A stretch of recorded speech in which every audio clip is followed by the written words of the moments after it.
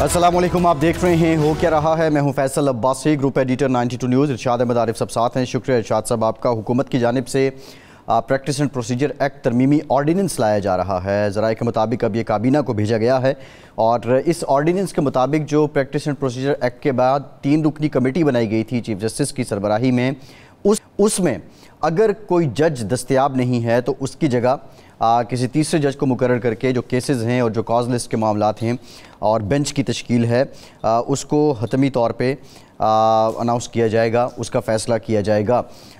लेकिन इंतहाई अहम बात यह है कि ऐसे वक्त में जब पाकिस्तान के अंदर माहौल ऐसा बन चुका है कि जहां हुकूमत आइनी तरमीम करना चाह रही थी और आइनी तरमीम के बाद जो वकला हैं उनकी जानिब से इस पर रिज़र्वेशन का इजहार किया जा रहा है। अपोजिशन की सियासी जमातें रिज़र्वेशन का इजहार कर रही हैं।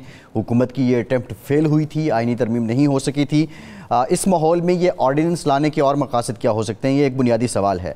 एक और डेवलपमेंट भी है। स्पीकर कौमी असम्बली अयाज सादिक साहब ने ख़त लिखा है इलेक्शन कमीशन को और उन्होंने कहा है कि पार्लियामेंट सुप्रीम है। पार्लियामेंट ने जो जो कानून बनाया है उसको माना जाए। सुप्रीम कोर्ट के हुक्म पे अमल नहीं हो सकता है। और ये जो 41 अरकान हैं जिनका ताल्लुक़ सुन्नी इत्तेहाद काउंसिल से था और फिर अब PTI का कहा जा रहा है, उनकी हैसियत आज़ाद ही रहेगी। साथ ही साथ स्पीकर पंजाब असम्बली अली मोहम्मद ख़ान ने भी ख़त लिखा है और ऑलमोस्ट जो ख़त का मतन है वो सेम ही है। अब ये खतूत जो हैं इससे पहले सुप्रीम कोर्ट की जानिब से एक वजाहत दी गई है, जो वजाहत तलब की थी इलेक्शन कमीशन ने। उस वजाहत के बाद स्पीकर का ये ख़त, ये मखसूस नशस्तों वाला मामला किधर को जाएगा। बुनियादी सवाल इसमें यह है कि क्या ये PTI को मिलेंगी या ये लोग आज़ादी रहेंगे। यकीनी तौर पे ये अहम नुक्ता है। आइनी तरमीम से मुताल्लिक़ आज बिलावल भुट्टो ज़रदारी ने भी गुफ्तगू की है। उन्होंने कहा है कि 50 साल लगे हैं मुझे अपने नाना के लिए इंसाफ लेने में। उन्होंने ये भी कहा है कि मिसाक़ जमहूरियत में ये तय हुआ था कि आइनी अदालत बनाई जाएगी और हम उसी सिलसिले को आगे बढ़ा रहे हैं। दीगर भी उन्होंने अपने जो रिज़र्वेशन हैं उन्होंने ये भी कहा कि आम आदमी को इंसाफ कैसे मिलेगा, आइनी अदालत क्यों ज़रूरी है। बिलावल भुट्टो ज़रदारी इस बात को अपने खिताब में आज जस्टिफाई करते रहे हैं।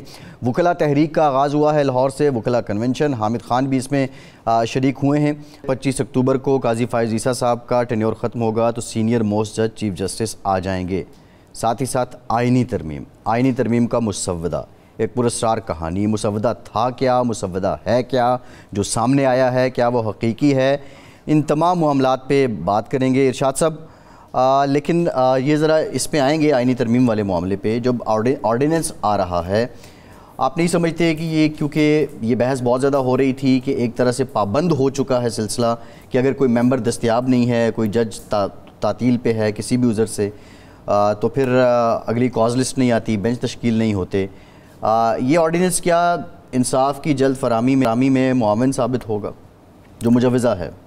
अवाज साहब, ये मेरा तो नुक्ता नज़र पहले भी आपको इल्म है कि जो भी कानून साजी पर्सन स्पेसिफिक होगी या सियासी मकासद की खातिर की जाएगी और बेसोचे समझे की जाएगी, उससे फ़साद ही बर्पा होगा।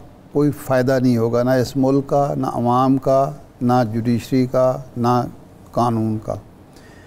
देखें, ये 26वीं आइनी तरमीम जो है वो डिस्कस हो रही है हमारे यहाँ। अमेरिका में 200 साल में आइन में 26 या 27 तरामीम हुई हैं और हमारे यहाँ 50 साल के बाद ये 26वीं तरमीम हो रही है। और वहाँ तरामीम जो हुई हैं वो 2 सत्रों की, 5 सत्रों की एक आर्टिकल में होती है। यहाँ एक तरमीम में 50, 55, 90, 100 आर्टिकल शामिल होते हैं। 100 गालबन 20 तरामीम शामिल हैं जो 18वीं तरमीम हुई। बेसिकली 54 शिकें इसकी हैं, इसकी 54 शिकें हैं। यानी इसका मतलब है कि हम आइन में एक ऐसा मजाक है हमारा आइन कि हम कम अज़ कम 250 तरामीम कर चुके हैं अब तक, 250-300 के करीब। जितना बड़ा आइन है उतने ही ज़्यादा उतने सफ़ात की हम तरामीम कर चुके हैं। ये मजाक के अलावा तो कुछ नहीं, कहीं ऐसा नहीं होता होगा।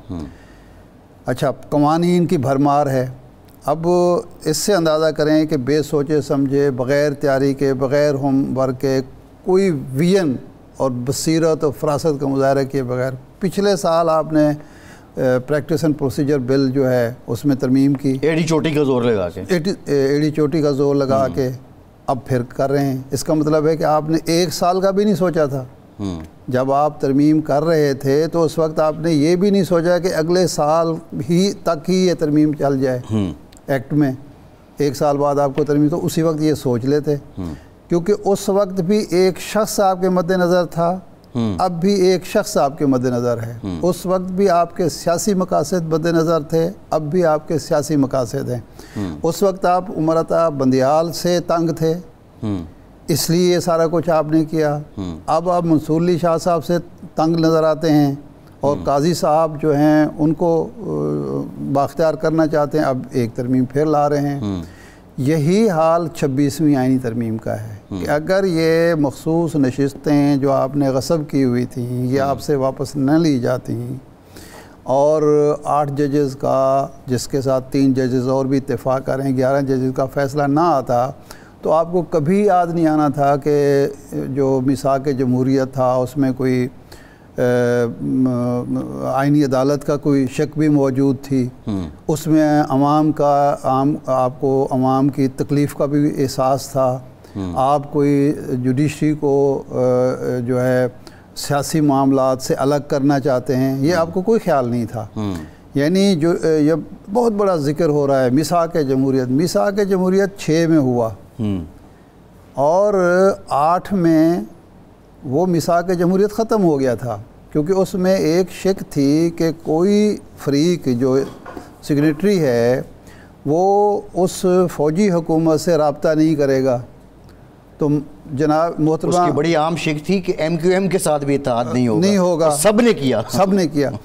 اچھا، یہ ابھی سیاہی بھی خشک نہیں ہوئی تھی 7 میں ہی کہ محترمہ بے نظیر بھٹو کے مذاکرات شروع ہو گئے، اور آپ کو یاد ہوگا کہ اس کے بعد جو ARD تھی وہ ختم ہو گئی، ایک نیا اتحاد میاں نواز شریف صاحب نے بنایا تھا لندن میں، جس میں عمران خان صاحب بھی شامل تھے، محمود چکزئی وغیرہ۔ یہ تو عمران خان بھی سگریٹری تھے شاید میثاق جمہوریت کے نہیں، اچھا صحیح، یہ کسی نے کہا ہے، ان کو نہیں پتا، یہ نہیں تھے سگریٹری۔ اچھا، وہ پیپلز پارٹی اور مسلم لیگ نون تھیں، 2 جماعتیں تھیں، اس میں کوئی تیسری جماعت نہیں تھی۔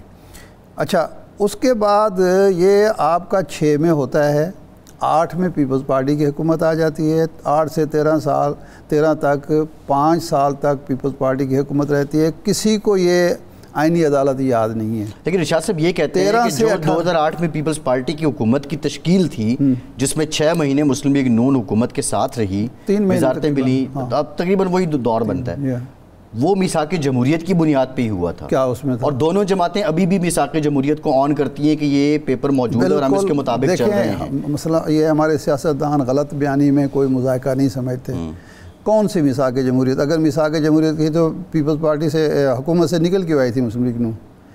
میثاق جمہوریت میں جو طے تھا وہ یہ تھا کہ جی کوئی جج جس نے PCO کے تحت حلف اٹھایا ہے وہ نہیں ہوگا، تو وہ تو سارے PCO جج وہاں بیٹھے ہوئے تھے اور مان لیا تھا، اور افتخار چودھری صاحب کا جو معاملہ تھا اسی پہ تو جھگڑا ہوا تھا نا، اس کی بحالی پر، وہ تو PCO جج نہیں تھے، وہ بھی تو تھے نا، ان کو تو پورا یعنی اتنے سال وہ سب سے طویل عرصہ انہوں نے چیف جسٹس کے طور پر جسٹس حلیم کے بعد ان کا طویل عرصہ ہے، تو کسی کو اعتراض نہیں تھا۔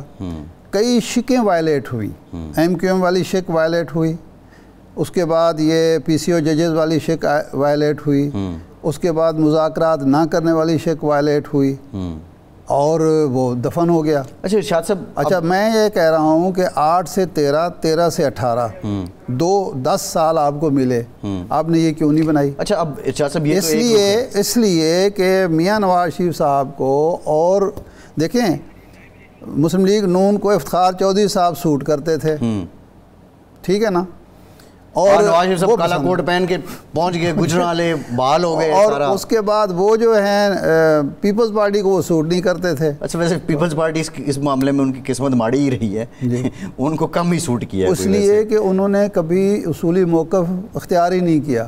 بریک کے بعد بات کرتے ہیں۔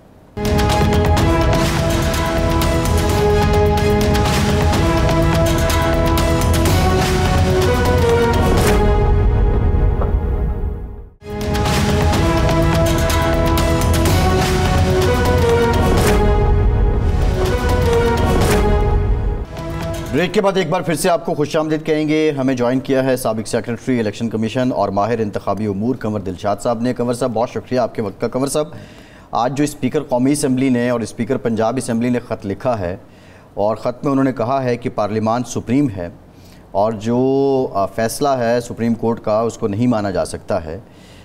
کیا حیثیت ہے اس خط کی اور جو استدلال ہے اسپیکر کا آپ سمجھتے ہیں کہ وہ درست ہے؟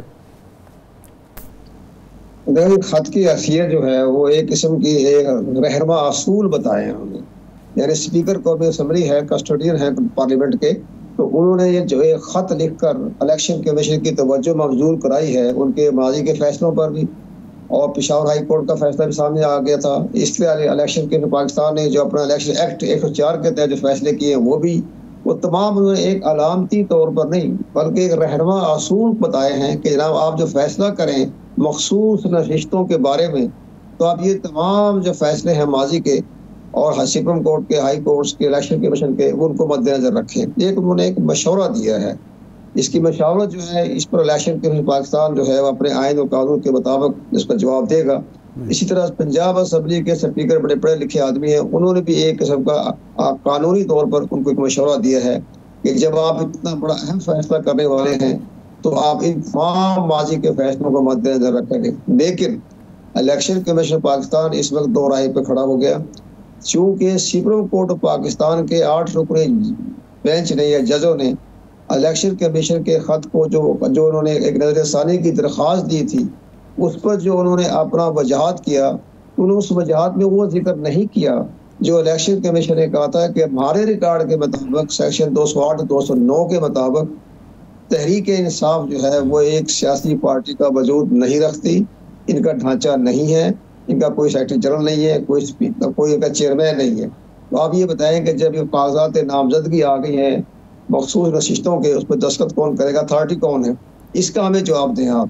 ایک ساتھ انہوں نے یہ بھی کہا کہ ابھی انٹرا پارٹی الیکشن کا فیصلہ نہیں ہوا ہے، ابھی تک جب تک انٹرا پارٹی فیصلہ نہیں ہوتا تو اس کا بھی آپ ہمیں رہنما دیں، ہمیں گائیڈ لائن دیں. وہ بھی سپریم کورٹ پاکستان نے اس کو بھی نظر انداز کر دیا. تو یہ ایک ایسا ابہام ہے جس پر الیکشن کمیشن پاکستان سٹینڈ لینے کی پوزیشن پہ آ گیا کہ ہم آپ کے فیصلے کو تسلیم نہیں کرتے. اور ساتھ ہی انہوں نے یہ بھی کہا کہ جو الیکشن ایکٹ بنا ہے، ترمیمی ایکٹ پارلیمنٹ نے پاس کیا ہے، جس کے تحت سپریم کورٹ یا اعلیٰ عدالتیں الیکشن کمیشن پاکستان کے فیصلوں میں مداخلت نہیں کر سکتی، وہ بھی ایکٹ بن چکا ہے، قانون بن چکا ہے. تو اس لحاظ یہ ساری باتیں گول مول کر کے اور انہوں نے وجاہت جاری کر دی کہ جناب آپ نے ابھی تک فیصلہ کیوں کیا اور آپ نے چیئرمین جو ہے گور علی خان اس کو اپنی نوٹیفکیشن کیوں نہیں کیا. تو یہ ساری انہوں نے کہا جی اب کیسے کر دیں، ہمارے مطابق تو چیئرمین ہی نہیں ہے، وہ ہمارے کام کا سیکرٹری جنرل کوئی بھی نہیں ہے. تو یہ ساری باتیں بڑی ابہام شدہ سی ہو رہی ہیں اور اسپیکر کا خط جو ہے اس سے الیکشن کمیشن کو یہ رہنمائی ملے گی کہ ہمیں جناب پارلیمنٹ نے بھی ہمیں یہ کہا ہے، اصل انداز تو نہیں کیا، پارلیمنٹ نے یہ کہا ہے، لیکن فیصلہ وہی ہونا ہے جو 12 جولائی کو سپریم کورٹ پاکستان فیصلہ کر چکی ہے. اس پر الیکشن کمیشن پاکستان نے اپنا ایک صحیح سرکاری موقف دینا پڑے گا. باقی تو ظاہر ہے وہ اپنی بتائیں گے کہ جناب انہوں نے ہمارے فیصلوں کو نظر انداز کیا، ہمارے خط کو نظر انداز کیا.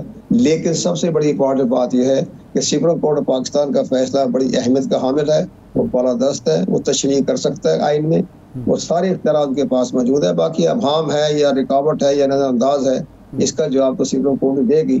لیکن الیکشن کمیشن پاکستان ایک آئینی ادارہ ہے اور آئین نے ان کو آرٹیکل 222 نے مکمل اختیارات بھی دیے ہوئے ہیں، لیکن یہ سارے فیصلے آپ سپریم کورٹ پاکستان نے کرنے ہیں. اچھا کنور صاحب، اس میں 2 چیزیں ہیں. ایک تو یہ ہے کہ اب ایک 12 جولائی کا فیصلہ ہے جس میں ان کو پابند کیا گیا ہے کہ جی جن لوگوں کے حلف نامے نئے سرے سے داخل ہوں، کیونکہ وہ تھے تو بیسیکلی پی ٹی آئی کے، لیکن آپ کے جو فیصلہ تھا 13 جنوری کا اس کی وجہ سے ان کو سنی اتحاد کونسل میں جانا پڑا، تو آپ عمل درآمد کریں. اب وضاحت مانگی تو وضاحت یہ مانگی کہ چونکہ ان کے الیکشن کو ہم تسلیم نہیں کر رہے اور وہاں کوئی ڈھانچہ نہیں ہے، اس لیے کیسے عمل کریں، ان کو کیسے، اور لیکن اس کا جواب اس وضاحت میں موجود ہے کہ جب آپ نے خط و کتابت کی ہے تو اس میں گوہر علی خان کو آپ نے جو ہے چیئرمین لکھا ہے اور عمر ایوب کو آپ نے سیکرٹری جنرل لکھا ہے. جب الیکشن کمیشن خط و کتابت کرتا ہے, خط بھیجتا ہے ایک سیکرٹری جنرل کو یا ایک چیئرمین کو, تو کیا یہ کافی نہیں ہے اس بات کا ثبوت کہ وہ ڈھانچہ موجود ہے؟ لیکن میرا سوال یہ ہے کہ اب اس صورت میں الیکشن کمیشن دوبارہ وضاحت چاہے گا یا اپیل جو اس نے نظر ثانی کی داخل کی ہوئی اس کا انتظار کرے گا, یا پابند ہے فیصلے کا اور اس کو عمل درآمد کرنا چاہیے؟ نظر ثانی کی درخواست وضاحت میں انہوں نے نظر انداز مسترد کر دیا ہے. یہ وضاحت نظر ثانی جی یہ مسترد ہو گئی ہے. یہ سر نہیں جا سکتا. نہیں سر نہیں, دو چیزیں ہیں. ایک ہے وضاحت مانگی تھی انہوں نے, ایک نظر ثانی کی درخواست جو الیکشن کمیشن نے بھی کی ہے اور وفاق نے بھی کی ہے, وہ اس کے علاوہ ہے, وہ انتظار کیا جا رہا ہے تفصیلی فیصلے کا. جی الیکشن کمیشن پاکستان میں جو معاملات چل رہے ہیں اس میں سب سے بڑی سپریم کورٹ آف پاکستان سے بھی ایک ابہام ہے کہ ابھی 12 جولائی کا ایک مختصر فیصلہ تو ہے, تفصیلی فیصلہ ابھی تک نہیں آیا. جی اور تفصیلی فیصلہ ہو تو اس کے بارے میں الیکشن کمیشن بھی آگے بڑھے, کہاں سے غلطی ہو گئی ہے, کس طرح انداز سے, ابھی تک تفصیلی فیصلہ نہیں آیا. جو وجوہات آئی ہے وہ بھی انہوں نے اس کا جواب دیا ہے کہ نا ویب سائٹ پہ آگے ہمیں علم نہیں ہے, ڈپٹی رجسٹرار یہ کہتا ہے, تو یہاں بھی ابہام پیدا ہو گیا. تو اس لیے الیکشن کمیشن کو تو ایک قسم کا راستہ مل گیا یا سپریم کورٹ کے فیصلہ نہ ماننے کا کہ جناب آپ کے ڈپٹی رجسٹرار نے کہا ہے کہ ہم نے تو کوئی ایسا وجوہات نہیں جاری کیا, ہماری تو ویب سائٹ پہ کوئی ذکر نہیں ہے. تو یہاں بھی ایک بڑا سپورٹ مل گئی الیکشن کمیشن پاکستان کو, اور پھر اسپیکر قومی اسمبلی کے خط سے بھی سپورٹ مل گئی کہ جناب پارلیمنٹ یہ کہتے ہیں کہ جناب آپ نے یہ فیصلہ کرتے ہو ان چیزوں کو مد نظر رکھنا ہے. تو یہ جو خواتین کا یا مائنورٹی کی نشستوں کا تو چلا گیا پینڈنگ میں, پس پش چلا گیا, اب ان کا تو فیصلہ ہونا نہیں ہے. اسی طرح سے بحث ہوتی رہے گی, high court supreme court election Commission Pakistan کے فیصلے کو چیلنج ہوتا رہے گا. لیکن ایک سب سے بڑی بات یہ کہ انٹرا پارٹی الیکشن کے بارے میں جو الیکشن کمیشن نے فیصلہ کرنا ہے اس پر بھی اپیلیں ہو جائے گی ہائی کورٹ سپریم کورٹ میں. تو یہ ساری لڑائی جو ہے اسی طرح سے چلتی رہے گی, اور اصولی طور پر اوپر سے یہ آئینی بل پر پاس ہوا وہ بھی نہیں بن سکا, اس میں 2/3 اکثریت نہیں تھی. تو بڑا ایک سیاسی طور پر بڑا ہلچل سی مچی ہوئی ہے, اور عوام بھی بڑے اس معاملے میں حیران اور پریشان تو نہیں کہہ سکتے, حیران ہی ہے کہ ہماری سپریم کورٹ کیا کر رہے ہیں, آئینی ادارے کیا کر رہے ہیں, باقی ادارے کیا کر رہے ہیں. یہ ساری باتیں آپ کے سامنے پیش ہوتی ہیں. جی اچھا, یہ ماضی کے تجربات کی روشنی میں آپ چونکہ طویل عرصہ رہے ایک سسٹم کا, یہ فرمائیں کہ اس وقت سپریم کورٹ اور الیکشن کمیشن آف پاکستان مد مقابل ہیں, سپریم کورٹ اور پارلیمنٹ ایک دوسرے کے مد مقابل ہیں, سپریم کورٹ اور حکومت ایک دوسرے کے مد مقابل ہیں. یہ جو اداروں کے درمیان ایک لڑائی ہے یا محاذ آرائی ہے یا تصادم ہے, ایسی ماضی میں کوئی مثال ملتی ہے, اور ماضی میں اگر ایسا ہوا تو نتیجہ کیا نکلا؟ ماضی میں ہمیں یاد ہے سجاد علی شاہ کے دور میں ہوا تھا, آپ کو بھی یاد ہے. جی وہ جو ہوا تھا انہوں نے باقاعدہ جب کنٹیمپٹ لگا دی تھی سید سجاد علی شاہ نے اسمبلی پارلیمنٹ پر, یعنی قومی اسمبلی کے ممبروں پر, نواز شریف کو بھی, تو ایز اے وزیر اعظم پاکستان انہیں پیش ہونا پڑا سجاد علی شاہ کی کورٹ میں.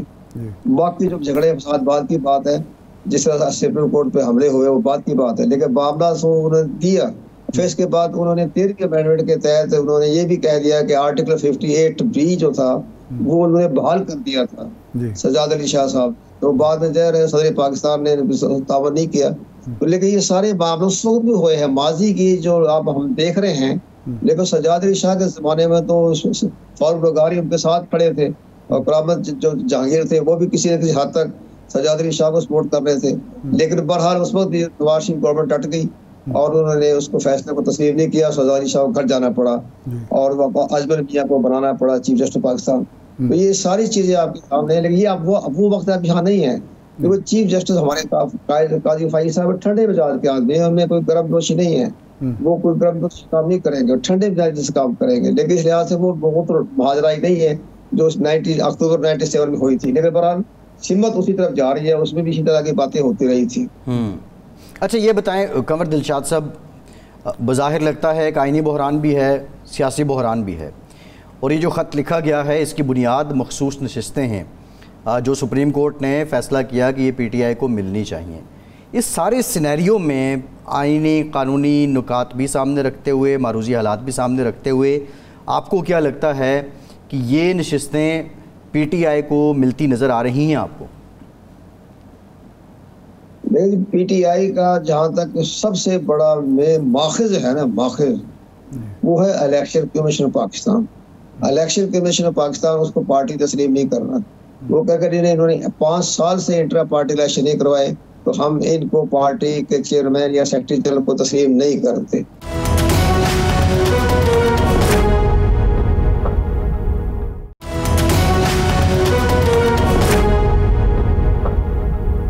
اب یہ بہت بڑی ایک معاملہ ہے کہ جو ماخذ ہے، سورس جو ہے وہ الیکشن کے پاکستان ہے، اور الیکشن کے پاکستان نے اسٹینڈ لے لیا کہ ہم تو اس کی پارٹی کو تسلیم ہی نہیں کرتے. تو یہ سارے معاملہ سپریم کورٹ بھی دیکھے گی، پارلیمنٹ بھی دیکھے گی. پارلیمنٹ تو خیر کھڑی ہو گئی ہے الیکشن کمیشن کے ساتھ، لیکن سپریم کورٹ پاکستان کا جو 25 اکتوبر کے بعد جو چینجنگ آئے گی اس میں بڑے اہم فیصلے آنے. کیا عدالت پابند کر سکتی ہے الیکشن کمیشن کو کہ وہ اس سے متعلق اپنا فیصلہ دے کہ پی ٹی آئی پارٹی ہے یا نہیں ہے؟ اور دے سکتے ہیں. سپریم کورٹ ایک بہت بڑی ایک تشریح کرنے والا ادارہ ہے نا، وہ ہر آرٹیکل تشریح کر سکتے ہیں. جیسے عمر بندیال نے تشریح کی آرٹیکل 63 میں کہ ووٹ جو ہے کاسٹ کر سکتا ہے انٹرا فلور کراسنگ کرنے والے، لیکن ان کی گنتی نہیں ہوگی. فیصلہ قانون بن گیا. اور اس پہ آپ دیکھیں پرویز الہی صاحب بن گئے وزیر اعلیٰ پنجاب. یہ ساری چیزیں جو ہیں اس معاملے کو وہ تو تشریح کر سکتی ہے، اور ان کی تشریح کو کوئی چیلنج بھی نہیں کر سکتا. یہ تو معاملہ ان کے پاس اختیارات ہیں. جبھی تو ملک کی فیڈریشن و وحدت مضبوط ہوتی ہے جب انہیں تشریح کرنے کی اجازت ہے، آئین کی تشریح کرنے. ایک اور بات ہے، انڈیا میں 75 جب اندرا گاندھی نے لگائی ایمرجنسی، اس میں درجنوں اس نے آئین میں ترمیم کی، لیکن سپریم کورٹ آف انڈیا نے تمام کی تمام ترامیم کو کالعدم قرار دے دیا، اور انہوں نے کہا کہ یہ سپریم کورٹ انڈیا جو ہے وہ برداشت نہیں کرے گی کہ آئین کے اندر جو ہے وہ قانون سازی کی جائے. تو یہ ساری چیزیں ہمارے ہاں بھی نظر آ رہا ہے. اب بہت ہائی لیول کی کوئی قانون سازی، اب تک 56 آپ کی شریعت اب تبدیل کی جا رہی ہے. 56 یہ تو ریفرنڈم کے برابر ہو گیا، یعنی آدھا قانونی کانسٹیٹیوشن جو 56 جو ہے وہ اس میں ترمیمیں کی جا رہی ہیں. سپریم کورٹ پاکستان وہ بھی دیکھے گی، اس میں کوئی فنڈامنٹل رائٹ چھوڑے، وہ دیکھے اسٹرکچر پر تو حملہ نہیں ہو گیا. اگر آئین کے کسی اسٹرکچر کے اوپر کسی نے قانون سازی کر دی تو وہ الیکشن کمیشن وہ سپریم کورٹ آف پاکستان اس کو قانون قرار دے دے گی. ان کو اختیارات ہیں کہ آپ اسٹرکچر کو نہیں چھیڑ سکتے. نہیں، لیکن اگر اس وقت تک سپریم کو یعنی یہ آئینی ترمیم پاس ہوتی ہے، 26ویں آئینی ترمیم جس کے تحت ایک فیڈرل کانسٹیٹیوشنل کوڈ بن جاتی ہے، تو پھر ظاہر ہے سپریم کورٹ کا تو دائرہ اختیار ہی نہیں ہوگا. اور فیڈرل کانسٹیٹیوشن کوڈ بنائی اسی لیے جا رہی ہے، اور اسی لیے جج جو ہیں وزیر اعظم صاحب بنائیں گے اپنی مرضی کے، تاکہ وہ حکومت کے حق میں فیصلہ کریں اور اس قانون سازی کو درست قرار دے دیں. تو پھر کیا ہوگا؟ اس میں دیکھا جی ہمارے سپریم کورٹ آف پاکستان جو ہے وہ جو فیصلے لکھتے ہیں ان کا ایک خاص مائنڈ جو ہے وہ تعصب کی طرف چلا جاتا ہے. مثلا انہوں نے یہ کہا کہ ڈکٹیٹر ضیاء الحق نے پارلیمنٹ کے اراکین کو باقاعدہ تعمیراتی فنڈ کے نام سے ان کو لاکھوں کروڑ روپیہ تقسیم کیا، لیکن ان کو یہ نہیں پتہ لگا کہ ضیاء الحق نے نہیں کیا تھا یہ کام. یہ کیا تھا وزیر اعظم محمد خان جنیجو نے، اور ضیاء الحق نے شدید مخالفت کی تھی کہ ان کو فنڈ نہ دیے جائیں. یہ تاریخ کی نہیں کہہ رہا تھا، حقیقت بیان کر رہا ہوں، جس کے اوپر زیڈ جنگ اخبار میں 4 قسطیں لکھی اور میرے پاس موجود ہے وہ جنگ اخبار میں، جس میں اس نے مذمت کی محمد خان جنیجو کی کہ آپ یہ نہ کریں، رشوت کھانے شروع ہو جائے گی، لیکن نہیں کیا. لیکن ہمارے چیف جسٹس صاحب نے ڈکٹیٹر ضیاء الحق کا ذکر تو کر دیا، یہ نہیں پڑھا کہ جو کیا تھا تو محمد خان جنیجو نے کیا تھا. تو جب ہمارے جد و حضرات کو تاریخ کا اتنا ادراک نہ ہو، جب تو عوام پیدا ہوتے ہیں فیصلوں کے اندر بھی، تشریح کے فیصلوں کے بھی، یہ سارے معاملات انہیں ہر نظر آ جاتا ہے. مثلا یہ ڈکٹیٹر مشرف نے کیا، جناب ٹھیک ہے مشرف نے کیا، تو مشرف نے تو خواتین کی نشستوں بھی کیا تھا، آپ نے اس کو ابھی تک ختم نہیں کی. خواتین کی جو نشستیں تھی وہ مشرف صاحب نے کی تھی، وہ ابھی کسی چیف جسٹس کی نگاہ نہیں گئی. جب مشرف کا نام آئے گا تو ایک دم چہرے ہی بدل جائیں گے. اور اس کے بعد ڈکٹیٹر نے یہ کر دیا، ڈکٹیٹر تو یہ کہہ دیا، ڈکٹیٹر تو آپ کی 170 سیٹیں بھی دے دی خواتین کی اور مائنارٹی کی، اس میں تو آپ نے فیصلہ نہیں کیا. وہ آرٹیکل 26 کے خلاف ہے، وہ تو الیکٹڈ ہے ہی نہیں، وہ سلیکٹڈ ہے، نومینیٹڈ ہے. اچھا قمر صاحب، یہ ڈیولپمنٹ فنڈ والا معاملہ جو ہے وہ آپ درست فرما رہے ہیں کہ محمد خان جنیجو نے کیا، لیکن چونکہ بیان دیا تھا جناب ضیاء الحق صاحب نے، جو مجھے یاد ہے آپ کو بھی یاد ہوگا، کہ ہم آپ کو فنڈ دے رہے ہیں. انہوں نے پارلیمنٹ کے ارکان سے خطاب کرتے ہوئے کہا تھا کہ ہم آپ کو فنڈ دے رہے ہیں تاکہ آپ کا قلعہ گارڈ رہیں. وہ قلعہ گارڈ فنڈ جو تھے وہ ضیاء الحق صاحب کے پیٹے تو پڑ گئے جب انہوں نے خود کہا کہ ہم فنڈ دے رہے ہیں اور آپ کا قلعہ گارڈ رہے ہیں. تو ظاہر بات ہے پھر انہی کے حصے میں آئے گا نا یہ سارا کچھ. لیکن اس کا تو ٹھیک ہے، آپ کا بڑا گہرا ادراک ہے، ہم تو آپ کے طفل مکتب آپ کے سامنے. لیکن سب سے بڑی بات یہ ہے کہ وہ جو فنڈ دیے گئے تھے نا، ترقیاتی فنڈ، وہ ضیاء الحق صاحب دیے تھے. وہ محمد خان جنیدو نے جب رات ایک پارٹی بنا دی تھی پاکستان مسلم لیگ، جبکہ سارے آزاد عبارت سے لشکر رہا تھا، اس کو اپنی طرف لینے کے لیے انہوں نے فنڈ اجرا کر دیا تھا. اس پہ ضیاء الحق نے اشارہ کیا تھا زید سلیری کو کہ تم اس کے بارے میں لکھو. تو اس نے پھر 4-5 کلم لکھے. لیکن بہرحال کوئی بات نہیں. تو بڑا اچھا قمر صاحب یہ بتائیں، یہ جو آپ نے آئینی ترمیم کا ذکر کیا ہے اور یہ اس وقت ساری بحث بھی اس کے گرد گھوم رہی ہے، یہ آئینی ترمیم اگر اس پہ سے کچھ بھی چند بھی پاس ہو جاتی ہیں تو جو اختیارات کا توازن ہے آئین کے تحت، آپ وہ سمجھتے ہیں وہ برقرار رہے گا، یا اس وقت آپ سمجھتے ہیں کہ عدالتوں کے پاس اختیارات زیادہ ہیں اور پارلیمان کے پاس کم ہیں، یا اس ترمیم کے بعد پارلیمان زیادہ با اختیار ہو جائے گی؟ نہیں، جو آئین ساتھ جو عمری ہے آئینی ترمیم وہ تو ختم ہو گئی نا.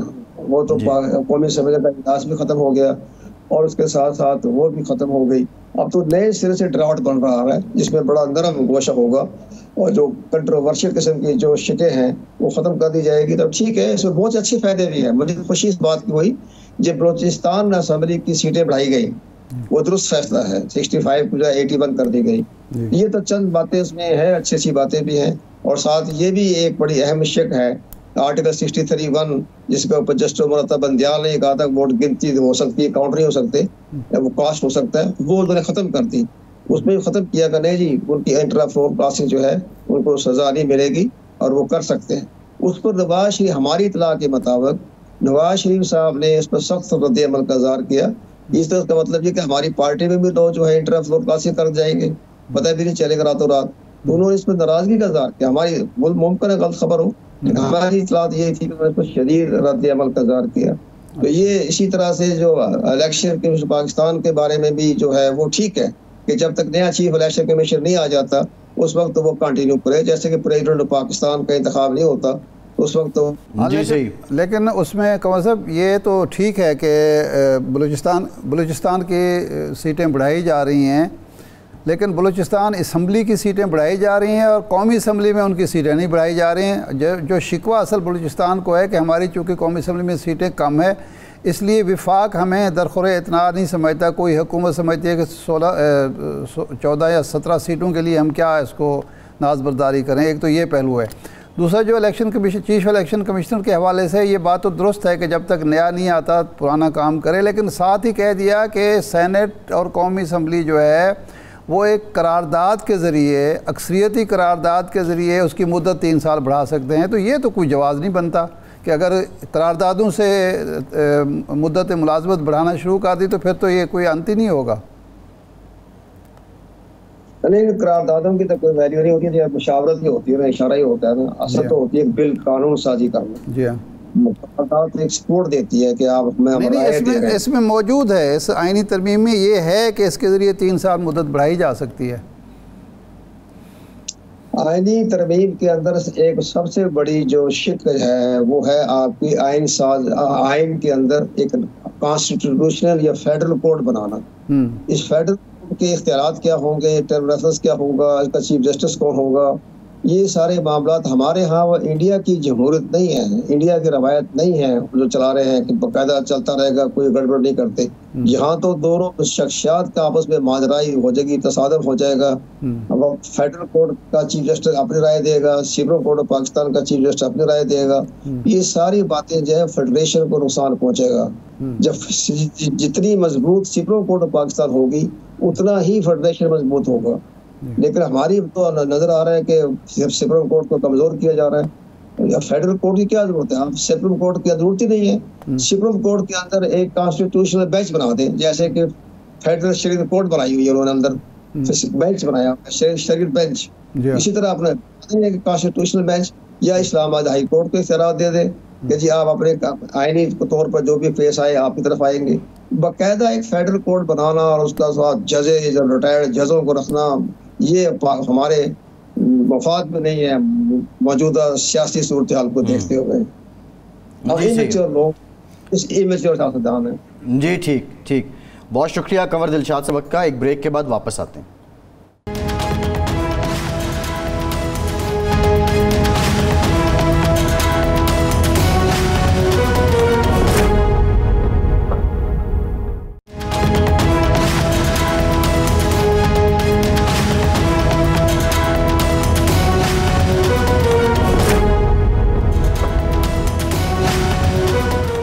ब्रेक के बाद एक बार फिर से आपको खुशामदीद कहेंगे। इरशाद साहब, जो इस वक्त ग्राउंड रियलिटीज़ हैं वो ये हैं कि जो पीटीआई का धड़ा है, ऑब्वियसली जो उसके चेयरमैन हैं वो भी वकील हैं और फिर हामिद खान वो एक वकील रहनुमा के तौर पे जाने जाते हैं। बुनियादी उनका तारुफ ही यही है। आज एक वकला कन्वेंशन हुआ, पीटीआई के हामी जो वकला थे और जो आइनी तरमीम के मुखालिफ वकला थे उन्होंने भी इसमें शिरकत की है। एक तो प्रेशर वहाँ से हुकूमत पे आ रहा है, दूसरा प्रेशर पीटीआई का इटसेल्फ, फिर मौलाना भी उन्होंने अभी तक अपना वज़न जो है वो तरमीम के ख़िलाफ़ ही रखा हुआ है, यानी अपोजिशन के पलड़े में है। लेकिन साथ ही साथ बिलावल साहब अब इस बात को लेके बड़े एक्टिव हैं, वो तकरीबन पूरी तरह चार्ज लिए हुए हैं। और दो बातें जो बिलावल साहब ने भी की, जो आज़म नज़ीर तारड़ साहब ने भी की, उनमें एक सिमिट्री है। तारड़ साहब ने भी कहा कि 25 अक्टूबर को काजी फाजीसा साहब रिटायर हो जाएंगे और सीनियर मोस्ट जज चीफ़ जस्टिस ऑफ पाकिस्तान होंगे। बिलावल साहब ने वसीम बादामी साहब को इंटरव्यू देते हुए ये कहा कि मंसूर अली शाह साहब भी चीफ़ जस्टिस होंगे। अब जो तरमीम आ रही है फिरोज़ाद, अब क्या होगा, इस तरमीम में क्या होगा? एक दो चीज़ें पहली बात तो ये है कि जो कल कन्वेंशन हुआ, जो इजलास था वो बार काउंसिलों का था और सुप्रीम कोर्ट बार एसोसिएशन का था, और उसमें जो इत्तेफाक राय नहीं हुआ किसी आइनी तरमीम के हवाले से। मिसाल के तौर पर वाइस चेयरमैन जनाब फारूक एच नायक साहब ने कहा था कि हमारे पास सामने तो है नहीं कि आप तरमीम क्या करना चाहते हैं। पेशावर के नुमाइंदे ने कहा कि जनाब ये अब मशवरा करने आ रहे हैं, ये पहले आप आते। शहजाद समथिंग नाम था। शहजाद शौकत साहब ने भी एतराज़ात किए, जो सुप्रीम कोर्ट बार एसोसिएशन के सदर हैं।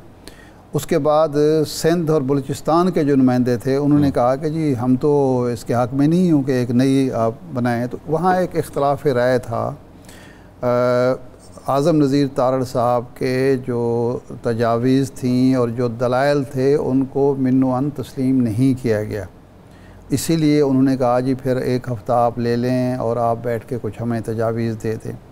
उसके बरक्स आज जो कन्वेंशन हुआ उसमें इत्तेफाक राय था, और एक बात पे तो बहरहाल इत्तेफाक राय था कि जी इस पार्लियामेंट को, चूँकि ये फार्म 47 की पैदावार है, ये तरमीम आइनी तरमीम करने का हक़ नहीं है। और दूसरा ये है कि जो एक कोर्ट के मुकाबले में, सुप्रीम कोर्ट के मुकाबले में एक फेडरल कोर्ट बनाई जा रही है, वो किसी सूरत में काबिल कबूल नहीं है। उसके जवाज़ ये पेश किया जाता है कि जी हम ब्रिटिश जो रिवायात हैं, पार्लिमानी निज़ाम है, उसके तहत हमें कॉमन लॉ को फॉलो करते हैं, जिसमें इस तरह की ये वहाँ होता है जहाँ सिविल लॉ फ्रांस है, जर्मनी है, इस तरह के जो मालिक हैं, इटली है, पोलैंड है, वहाँ ये फ़र्क क्या है? कॉमन लॉ और सिविल लॉ का फ़र्क क्या है साहब? कॉमन लॉ ये है कि जिसमें तहरीरी आइन है, आइन के तहत तयशुदा इख्तियारात हैं फेडरेशन के, ठीक है ना जी,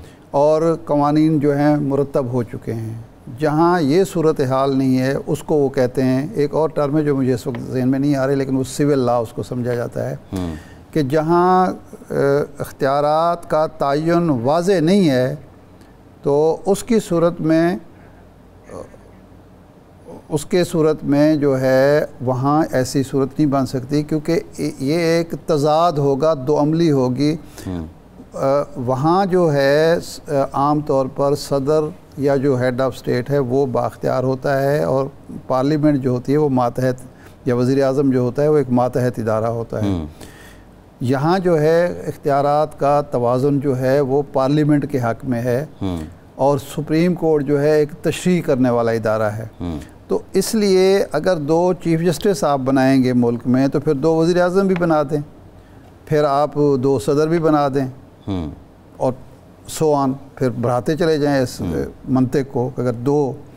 اور دوسرا یہ ہے کہ سپریم کورٹ، تو سپریم کا لفظ جہاں آپ نے لگا دیا ہے، جب سپریم کورٹ ہے تو پھر وہ تشریح کا کام، بیسک کام تو اس کا یہی ہے۔ سپریم کورٹ کا اصل جو کام ہے وہ تو یہی ہے کہ جو صوبوں کے درمیان، مرکز کے درمیان صوبوں کے باہمی اختلافات ہوں، آئین کی تشریح کا معاملہ ہو، پارلیمنٹ اور صوبائی اسمبلیوں کے، یہ ساری چیزیں اس نے سپریم کورٹ نے دیکھنی ہے اس کا، اور وہ اپیلیٹ کورٹ بھی ہے۔ تو آپ اگر یہ اختیارات، نہیں تو یہ ارشاد صاحب، تو یہ کیا فارمولہ ہے کہ ایک فیڈرل کانسٹیٹیوشنل کورٹ ہو، اور جس طرح ہائی کورٹس کے بعد اپیلیٹ سپریم ہے، تو اگر وہ عدالت بن جائے مثال کے طور پہ، تو پھر یہ معاملہ جو اتنا گرم ہے یہ ٹھنڈا ہو جائے گا؟ نہیں ہوگا نا، اس لیے نہیں ہوگا کہ بھئی جو آپ کا بیسک سٹرکچر آئین کا ہے وہ آپ اس کو متاثر کر رہے ہیں۔ آپ کو پھر پارلیمانی سکیم بھی تبدیل کرنی پڑے گی، یہ پارلیمانی نظام کو بھی تبدیل کرنا پڑے گا۔ اختیارات کا توازن، آپ اگر سپریم کورٹ کے اختیارات کو تقسیم کر رہے ہیں، پھر وزیر اعظم کے اختیارات کو بھی تقسیم کریں، صدر کے اختیارات، صدر کو اس میں حصہ دار بنائیں، پھر اور جو اداروں کے معاملات ہیں ان کو بھی آپ تقسیم کرنا پڑے گا۔ توازن پھر ہر جگہ لانا پڑے گا نا، ایک ادارے میں کیوں توازن لانا چاہ رہے ہیں؟ اب دیکھیں، اور وہ اپنی مرضی کا توازن، اپنی مرضی کا پاکستان ہے جی، ایگزیکٹو کا سربراہ تو وہ ہے، ایگزیکٹو اتھارٹی، ایگزیکٹو کا یعنی وہ ایسا ہے جو پابند ہے وزیر اعظم کے ایڈوائس کا، لیکن جو ایگزیکٹو اور جوڈیشل اتھارٹیز جو ہیں، اتھارٹی جو ہے وہ اس میں جو ہے ویسٹ کرتی ہے، ٹھیک ہے نا۔ اور تمام، میرا سوال یہ ہے ارشاد صاحب کہ صدر جو ہے بیشتر معاملات میں پابند ہے وزیر اعظم کے ایڈوائس کا، اور اس کے جو بیشتر کا سب معاملات میں تقریباً، اور اس کے جو دستخط ہیں وہ اپوائنٹی کے ہیں، وہ اپوائنٹ کرے گا، اور وہ خواہ وہ الیکشن کمشنر ہے، خواہ وہ چیف جسٹس ہے، اس عہدے کا پھر فنکشن کیا ہے؟ یہ کیا ہے مطلب اس کا؟ یہ ہم نے چونکہ ڈرائیو کیا ہے یو کے سے، وہاں تو بادشاہ ہے، یہ بادشاہ کا نائب ہے، یہ بادشاہ کی جگہ پہ ہم نے پریزیڈنٹ رکھ دیا ہے، اور فیڈریشن کے سارے جو اختیارات کا منبع ہے وہ صدر کو بنایا گیا ہے۔ بادشاہ الیکٹڈ تو نہیں ہے وہاں پہ، وہ تو موروثی چل رہا ہے۔ نہیں، ہم تو وہ ظاہر بادشاہ تو نہیں بنا سکتے تھے نا، ہم نے تو یہ کانسیپٹ جو ہے آسٹریلیا میں، انڈیا میں، بنگلہ دیش میں، پاکستان میں، جہاں بھی فیڈرل پارلیمنٹری سسٹم ہے وہاں صدر ہے، لیکن اس کے پاس اختیارات وہ نہیں ہیں، اور اختیارات جو ہیں وہ پرائم منسٹر کے پاس ہیں، لیکن وہ اختیارات کا استعمال کرتا ہے صدر کے نام پہ۔ تمام ادارے، بات سمجھ نہیں آ رہی، آپ کی سمجھ آ جائے گی کہ جو میں نے عرض کیا ہے نا کہ سپریم کورٹ ایک سپریم ادارہ ہے، 3 ادارے ہیں اس پر، ہمارا جو کانسٹیٹیوشنل سکیم ہے اس کے اندر مقننہ ہے، جوڈیشری ہے اور پارلیمنٹ ہے، حکومت ہے۔ اب حکومت کی سربراہی جو ہے وہ ہے وزیر اعظم کے پاس، ٹھیک ہے نا جی۔ پارلیمنٹ جو ہے ایک ادارہ ہے، اس کا سربراہ وہ ہے اسپیکر ہے۔ ایک اپنا جوڈیشری ہے جس کا ہائر ادارہ جو ہے وہ سپریم کورٹ ہے، اس کا سربراہ جو ہے وہ سپریم کورٹ کا چیف جسٹس نہیں ہوتا، چیف جسٹس آف پاکستان کہا جاتا ہے جی۔ اب یہاں آپ 2 چیف جسٹس لائیں گے، 2 سپریم کورٹس لائیں گے، اور اختیارات کا پھڈا چلے گا۔ یہ پارلیمانی سکیم کو بھی آپ متاثر کر رہے ہیں۔ نہیں تو یہ کانسٹیٹیوشنل کورٹ کے چیف جسٹس کو چیف جسٹس آف پاکستان اگر بنا دیں گے تو وہ سپریم کورٹ، سپریم جس کے ساتھ آپ لگا رہے ہیں اس کو وہ اس کے کمتر درجہ دیں گے؟ نہیں، میرا یہ سوال ہے، ہائپوتھیٹیکل کوسچن ہے۔ اس کی وجہ ضرورت کیا ہے؟ پہلی چیز تو ہے، بنیادی سوال یہ ہے کہ ضرورت کیا ہے؟ جو بیان کیا جواز یہ دے رہے ہیں کہ جی عدالتی جو سیاسی معاملات ہیں اس کی وجہ سے تاخیر ہوتی ہے، تو اس کے لیے بہترین تجویز سارے ابھی یہ بھی کہہ رہے تھے قمر صاحب، اس سے پہلے وسیم سجاد صاحب نے بھی کہا، ہم بھی کہتے رہے ہیں کہ آپ سپریم کورٹ کے 5 جج، جس طرح انڈیا میں ایک مثال موجود ہے، آپ 5 ججوں کا ایک بنا دیں کہ جی یہ جو جتنے بھی پولیٹیکل اور کانسٹیٹیوشنل ایشوز ہوں گے وہ دیکھیں گے، ایک نیا ادارہ جب بنائیں گے کروڑوں اربوں روپے کے اخراجات آئیں گے جی ایک اختیارات کی تقسیم کا جو فارمولہ ہے وہ آپ متاثر کریں گے معاشرے کے اندر ایک ہیجان پیدا کر رہے ہیں آپ عوام کو یہ تاثر دے رہے ہیں کہ چونکہ سپریم کورٹ موجودہ جو ہے وہ اتنی مضبوط ہو چکی ہے کہ وہ اپنا جو نظر ثانی کا اختیار ہے وہ استعمال کرتی ہے وہ ماتحت ادارہ بننے کے لیے تیار نہیں ہے اس لیے ہمیں یہ قبول نہیں ہے پروگرام کا ٹائم ختم ہو گیا بہت شکریہ آپ کا آج کے پروگرام سے اتنی اجازت دیجیے